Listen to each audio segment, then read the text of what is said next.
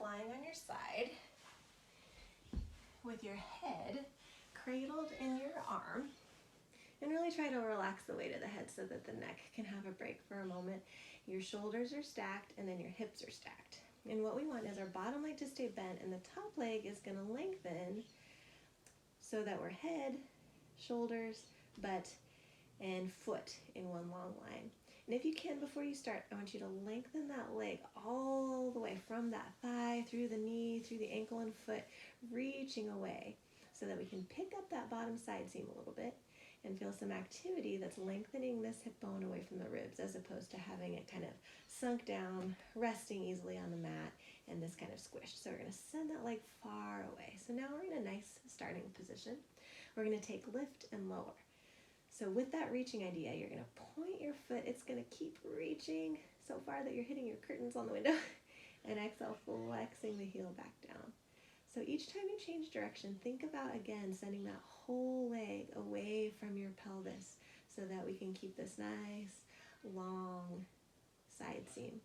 That where you're getting that articulation is this little divot here at the side of your pelvis, almost where like a regular cut swimsuit or a Speedo would lie on the side of your pelvis. Rather than, if you notice, if I don't reach very much, then the work starts to happen in my waist.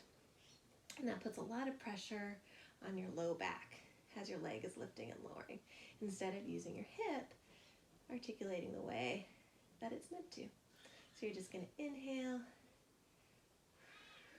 exhale, and reaching, inhale, and exhale. So give yourself a little break. Let the side of the pelvis rest a little bit. We're going to go into side kick. So that's a motion that's going to go in front and behind the body.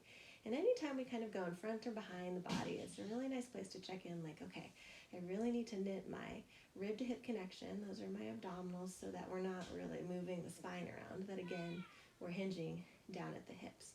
So again, get into your nice starting position. Your leg is reaching far away from you to pick up that bottom side seam, to give yourself space at this top side between your hip and your rib. And as you exhale, you're going to point your toes as you draw the leg a little bit behind your body. I feel my glutes working a lot, glute max again. And here we go. As we inhale, we're going to hinge the hip forward, flexing. It gives you a nice long stretch in the back of the hamstring. So as we exhale, the whole leg is arcing and reaching far away from the pelvis. And inhale, we hinge to come forward.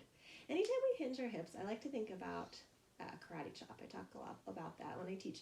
So we've got your pubic bone and your hip bone.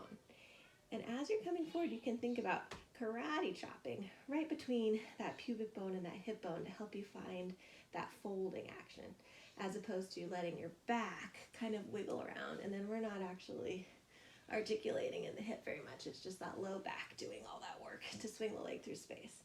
So if you can keep reaching through that leg, hinge at that hip, karate chop, flex that foot, enjoy that hamstring stretch, carve those toes, exhale, go behind yourself. Inhale to flex it forward, and exhale, reach it back. And if you have a mirror, or you can kind of just touch your shirt, this top side seam's shirt wrinkles shouldn't change a lot, so that you're reaching so much through that leg that the wrinkles aren't getting more crunched as you move your leg through space.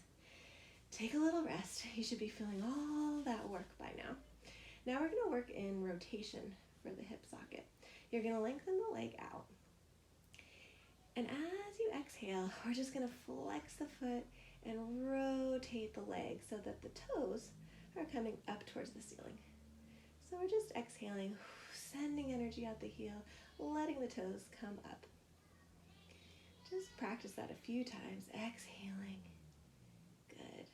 And then again, I'm sure you're feeling all this work already. I sure am.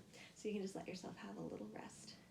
We're going to up the ante a little bit. So go ahead and lift that leg back up off the ground, sending it far away. Here I go, picking up my bottom side seam, finding that space in the top side.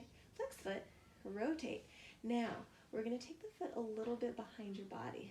So here we go. I've got to really use those abdominals towards my low back, using a lot of glute max to pull the leg back behind me. And mostly, I'm really sending energy out the leg so I can have this really active trunk here. And with my toes, pointing up to the ceiling. I'm just taking these tiny little pulses as I exhale. And inhale when you need to, exhaling, pulsing up towards the ceiling. Finding these rotators.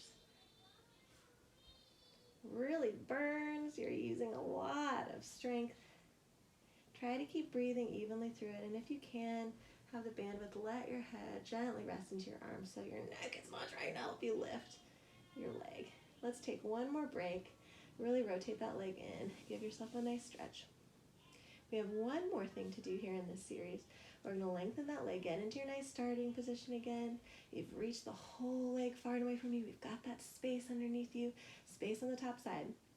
Now, we're going to rotate the leg in, so we're internally rotating. This is happening from your thigh, so it's not, I'm pointing my toes to the ground. That's a consequence of you rolling that thigh in.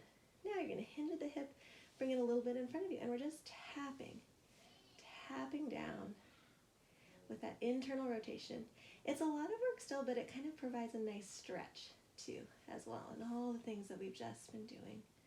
And again, try to relax the weight of the head into the arm. Enjoy that the upper body is not working right now. Use those full inhales and exhales to oxygenate your body, to help these muscles work. And just rest here. And if you need a little bit of a stretch after you're done with this, you can roll to your back. Take your figure four stretch. The leg that was on top, you can cross heel over knee, reach through the floor. Let gravity help the weight of the legs fall to you. That feels nice along the side of the pelvis there. Don't tug too hard. Be gentle on the low back. Every exhale, you're re-engaging those low abdominals. Feeling the strength there to protect your low back. And now you have the other side to do. So flip on over and do your other leg.